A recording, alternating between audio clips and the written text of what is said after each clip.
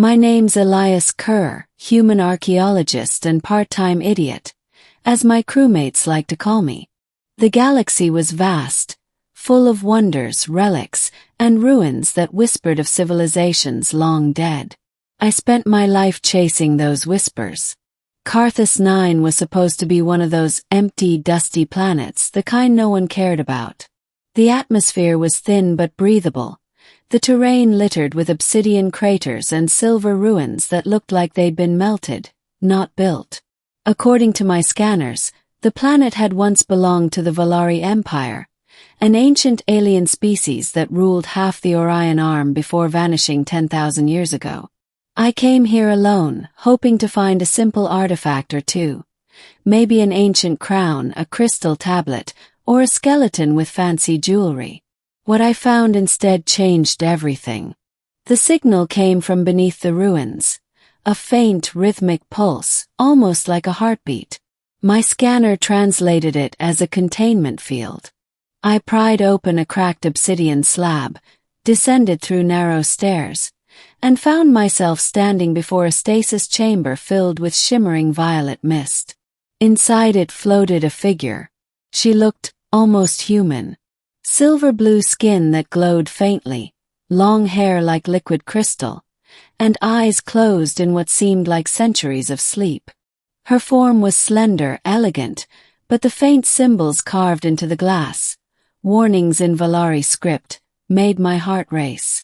Containment of royal subject. Unauthorized access prohibited. Royal subject. And I, being the curious idiot I was, broke the seal. The chamber hissed, the air shimmered, and I stumbled back as the mist poured out like a ghost. A moment later she gasped, falling forward into my arms. Her skin was freezing cold. Who are you? I stammered. Her eyes opened, luminous violet like the first stars at dawn. I am Princess Celera of Vaelari, she whispered weakly. And you have freed me. I didn't know then that I'd just violated a 10-millennia-old royal law, or that the act would bind me to her forever. The awakening of the Vaelari princess. Over the next few hours, she recovered slowly inside my ship, wrapped in a thermal blanket and sipping nutrient fluid as if she'd been starving for centuries. Her voice was soft, melodic, but carried a strange authority that made me instinctively listen. You are human, she said. I've never seen your kind before. Yeah, I said nervously, scratching my neck. Archaeologist. Explorer. Mostly a guy who digs up things better left buried. Her gaze softened. And yet, you freed me.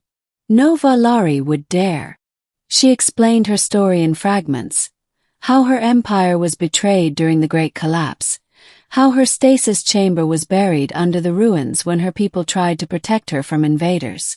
She was supposed to awaken when the Vaelari rose again. They never did. 10,000 cycles, she whispered, eyes trembling. Everyone I knew, gone. I wanted to comfort her, but what could I say? The galaxy had moved on. The Vaelari were dust in the cosmic wind.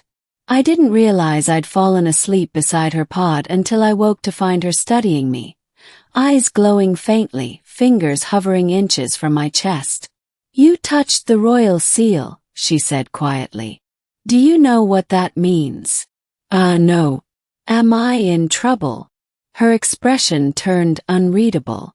Among the Vaelari, the one who breaks the royal seal and awakens the sovereign becomes her fated mate. A bond written by destiny and law. I sat up straight. Wait, mate. As in partner. As in life-bound companion, she said calmly. It cannot be undone. I laughed awkwardly. Right. Ancient alien customs. Got it. Totally not freaking out. She tilted her head, confusion flashing across her face. You do not accept the bond. It's not that. I blurted. You're beautiful and royal, and I'm just a guy who eats freeze-dried noodles in a ship smaller than your bedroom probably was. She blinked, then smiled faintly. Humility is rare among mortals. But the bond is sealed, Elias Kerr. Whether you accept it or not, your fate is now tied to mine. The arrival of the hunters. A week later I realized just how serious she was. While mapping the next ruin site, my scanners detected incoming ships. Fast, armed, and not broadcasting friendly signals. Pirates, I muttered, watching 3 crimson blips close in on the display. But Solara's expression hardened. Not pirates. Hunters. Descendants of those who destroyed my empire. I barely had time to raise shields before plasma fire tore across my hull. We crash-landed in a canyon, sparks raining down as alarms blared. I grabbed my pulse rifle ready to fight, but Solara placed a hand on my arm. "Stay behind me," she said softly. "What? No way, I'm not letting." Before I could finish, she stepped forward. Her eyes blazing bright violet, her skin crackling with light. The air vibrated, and suddenly the hunter's dropship froze midair as if time itself had stopped. Then it exploded in a silent, magnificent bloom of energy. I stared, jaw slack. "Remind me never to make you mad." She turned, expression unreadable. "The bond grants you my protection. And me your life. What does that even mean?" "If you die," she said simply, "so do I." That shut me up real quick. We spent the next several days hiding in the canyons, patching the ship, and sharing quiet moments under the twin moons. Solara was learning about humans, about the new galaxy, about laughter. Once, I caught her staring at the stars through the viewport. "Do you regret awakening me?" she asked. I shook my head. "No. But I think your destiny's a lot bigger than me." She smiled faintly. "You underestimate yourself, Elias Kerr. When you touched the seal, you didn't just free me. You awakened the last heir of Vaelari, and bound our souls. That makes you part of my destiny." Middle, the return of the Vaelari flame. After weeks of repairs, we managed to leave Karthus 9. I planned to take her to a neutral station where she could live safely, maybe rebuild her life. But she had other plans. "There is a relic," she said one night as starlight bathed the cockpit. "The Vaelari flame. It rests in the heart of our capital world, now a graveyard. If I reclaim it, I can awaken the memory of my people. Perhaps even restore what was lost." "Let me guess," I said. "The flame is guarded by something nasty?" She gave a small, knowing smile. "Always." So we went, through asteroid fields, pirate sectors, and ancient debris fields filled with ghost signals and broken satellites. Each day she grew stronger. Her eyes glowed brighter, her voice carried more command. I started feeling the bond. It wasn't just physical, though she was breathtaking. It was something deeper. I could feel her emotions, her pain, even her memories in flashes. Laughter in marble halls, betrayal by those she called kin, the last desperate moments before stasis. When we reached the Vaelari capital, I realized how much the galaxy had changed. Once a shining metropolis, it now floated in darkness. Shattered domes, silent towers, frozen corpses drifting like statues in the void.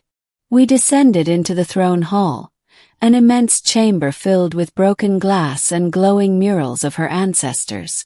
At the center burned a faint blue flame, flickering like it might die at any moment. Solara knelt before it. "The flame remembers us," she whispered. "But it fades." Suddenly the walls shimmered. Dozens of drones awakened, glowing red, guardians of the flame. "Back!" I shouted, raising my rifle. Plasma fire filled the room. I took cover, returning shots, but there were too many. Sarah stood, eyes blazing. "Elias!" "Yeah. Trust me." Before I could respond, she grabbed my hand. Energy surged through me. Searing, powerful, almost unbearable. The bond between us flared like a sun. Together, we unleashed a wave of light that shattered the drones in an instant. When it was over, the flame roared back to life, golden and radiant, filling the hall with warmth and color. Sarah turned to me, tears streaming down her cheeks. It's alive again because of us. Ending the choice between two worlds. The Vaelari flame's awakening didn't go unnoticed. Within days, signals flooded the galactic network. Scans, transmissions, rumors of a reborn empire. Governments panicked, mercenaries mobilized, and the galaxy prepared for war. We fled into deep space, the flame's energy stored safely within Solara's core.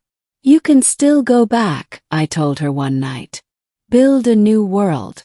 You don't need me for that. She smiled sadly.